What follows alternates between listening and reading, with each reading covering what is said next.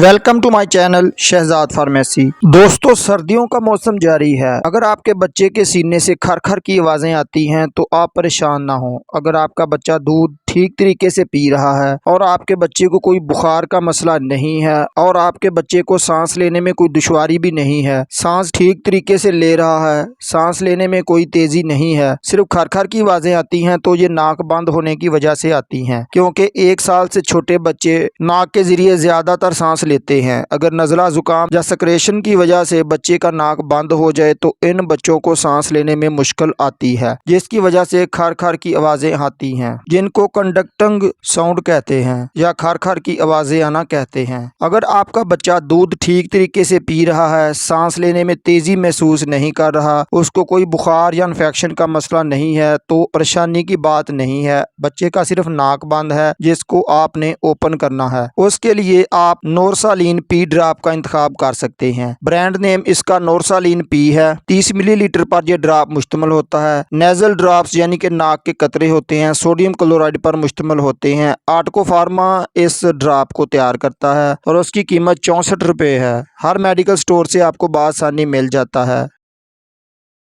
इस ड्रॉप के आपने 3 से 4 कतरे नाक के एक तरफ और 3 से 4 कतरे नाक के दूसरी तरफ डालकर नाक को अच्छे तरीके से साफ करना है। जब आपके बच्चे का नाक साफ हो जाएगा तो बच्चा पुरसुकून हो जाएगा और खर-खर की आवाज़ें आना बंद हो जाएंगी। या आप अपने डॉक्टर की हिदायत के मुताबिक इस ड्रॉप को इस्तेमाल करें। उम्मीद है दोस्तों आज की इन्फॉर्मेशन आपको ज़रूर पसंद आएगी। वीडियो को एक लाइक ज़रूर कर दें, चैनल को सब्सक्राइब करके जाएँ। अस्सलाम वालेकुम।